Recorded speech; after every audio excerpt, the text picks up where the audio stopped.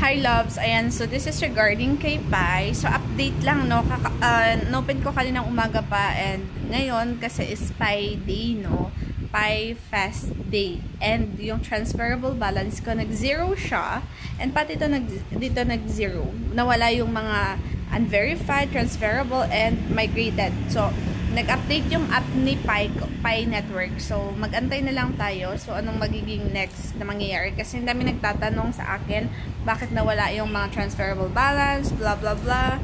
Antayin na lang po natin si Pi Network. At hindi po ako si Pi Network. Nag-tutorials lang po ako kay Pi.